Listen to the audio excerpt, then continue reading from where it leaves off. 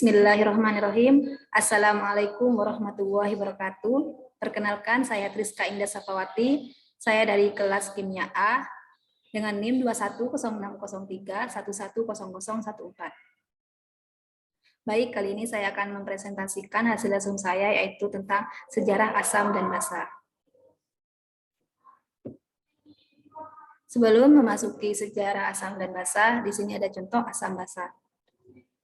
Di sini contoh asam dalam kehidupan sehari-hari yaitu ada jeruk, apel, anggur, tomat. Dan ini semua memiliki ciri khas yaitu yang pertama, senyawa asam bersifat korosif. Yang kedua, derajat keasamannya yaitu kurang dari 7. Dan yang ketiga, sebagian besar bereaksi dengan logam menghasilkan H2. Yang keempat, memiliki rasa asam. Yang kelima, dapat mengubah kertas lakmus biru menjadi merah. Yang keenam, menghasilkan ion H dalam air. Dan di sampingnya yaitu ada contoh basa dalam kehidupan sehari-hari, yaitu ada sabun, ada sampo, ada deodoran, dan ini juga memiliki ciri khusus, yaitu yang pertama, senyawa basa terasa pahit. Yang kedua, bersifat merusak kulit atau kaustik. Yang ketiga, derajat keasamannya lebih dari 7. Yang keempat, terasa licin di tangan seperti sabun. Yang kelima, dapat mengubah lakmus merah menjadi biru. Yang keenam, yaitu menghasilkan ion OH dalam air. Selanjutnya, memasuki zaman kuno. Pada zaman kuno, dalam upaya untuk mengungkapkan rahasia alam, para ilmuwan terdahulu akan mencicipi sesuatu dan kemudian mengkategorikannya sebagai asam, pahit, asin, manis, dan lain-lain. Hal-hal yang terasa asam akan memunculkan kata asam yang berasal dari kata Yunani osien yang bermutasi menjadi kata kerja Latin acire yang berarti membuat asam. Selanjutnya, pada zaman kuno tahun 700-an, seseorang ahli kimia Arab, yaitu Jabir Ibnu Ahyan, mempersiapkan asam nitrat dengan memanaskan kalium nitrat atau KNO3 dan melarutkan gas yang dihasilkan dalam air sehingga memunculkan hasil asam nitrat yang berasa asam yang nantinya bersifat asam. Selanjutnya, masih di zaman kuno, hal-hal yang terasa pahit akan memunculkan kata basa yang berasal dari bahasa Arab yang berarti panggang dalam wajan atau abu tanaman. Basa istilahnya awalnya berarti memanggang karena zat basa pertama diperoleh dengan memanggang abu, kemudian mengolahnya dengan air dan kapur. Dengan reaksinya yaitu CaOH2.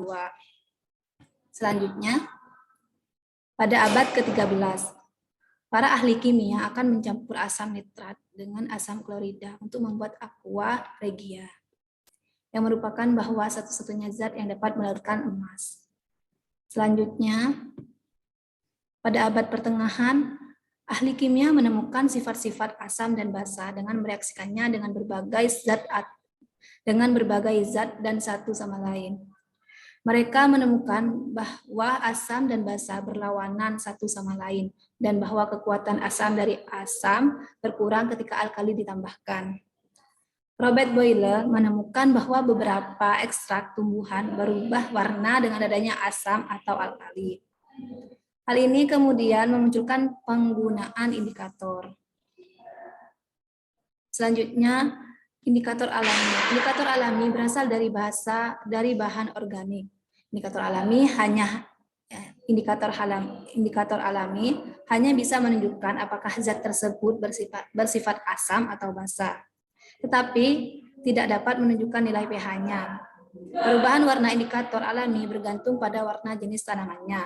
Contohnya kunyit, ekstra bunga mawar, ekstra bunga sepatu. Baik, selanjutnya pada abad ke-18, menurut Lavoisier, Antoine Laurent Lavoisier 1743 sampai 1796 biasa melakukan pertunjukan kimia untuk bangsawan kaya di Paris. Pada tahun 1776, ia menemukan gagasan bahwa senyawa, unsur atau esensi tertentu dalam asam akan bertanggung jawab atas keasamannya. Karena itulah dia menyebut zat oksigen atau oksigen seperti yang kita kenal sekarang, yaitu dari Yunani oxys atau asam dan gen untuk lahir.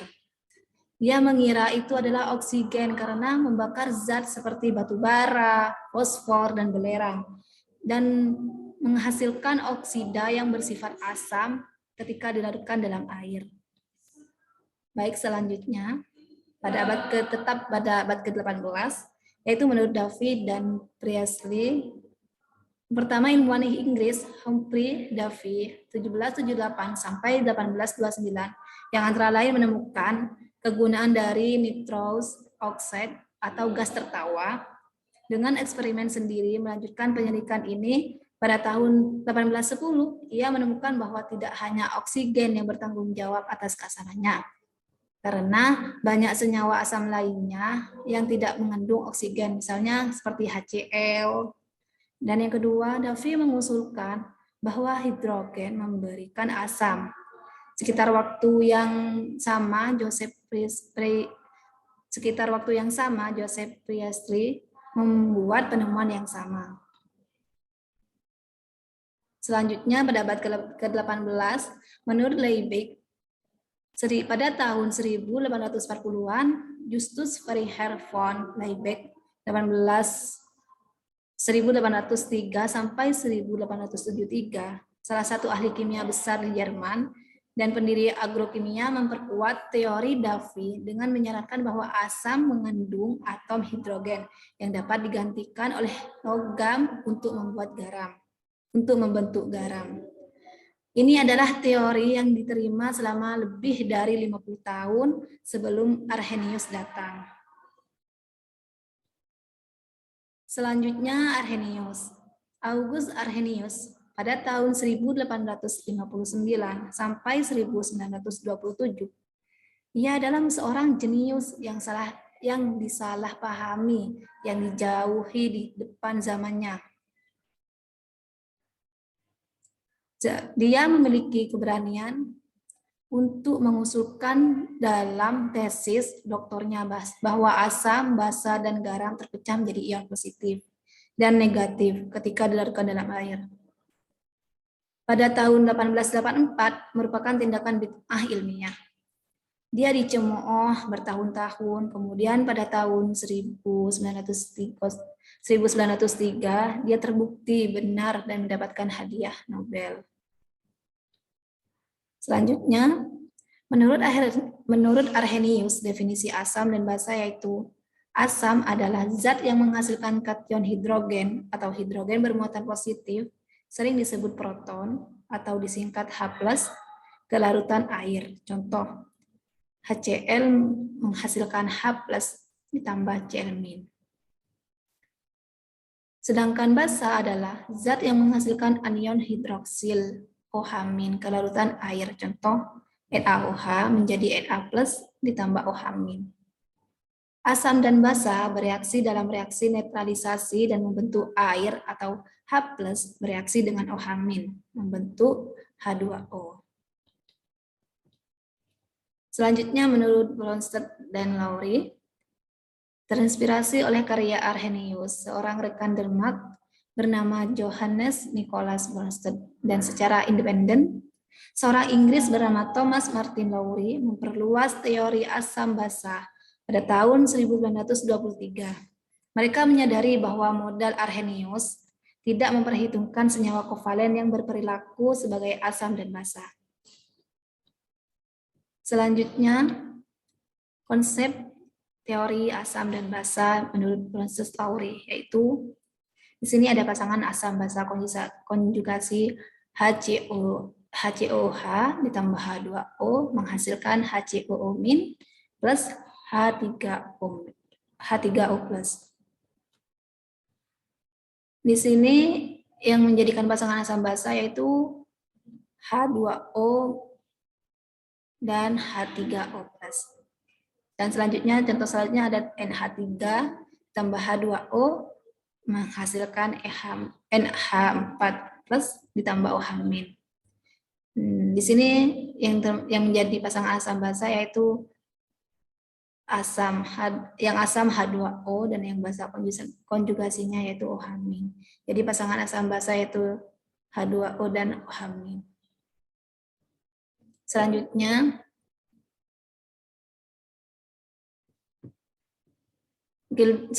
Gilbert Newton Lewis, teori asam basa modern.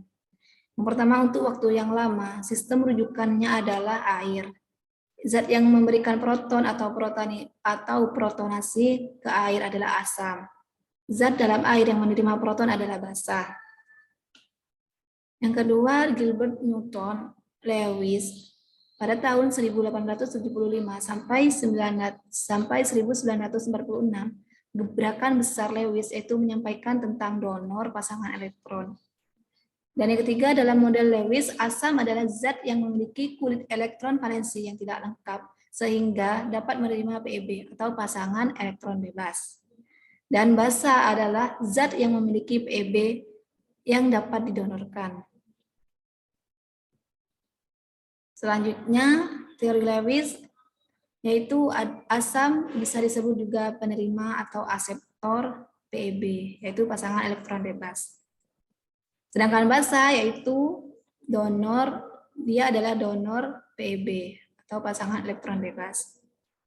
Baik, selanjutnya di sini ada contoh teori asam basa Lewis. Di sini ada di sini ada NaOH, di mana NaOH direaksikan dengan HCl. Di sini kita lihat NaOH plus OH, ada atom OH dan pada atom O yang ada di anion pada atom O yang ada di anion OH-.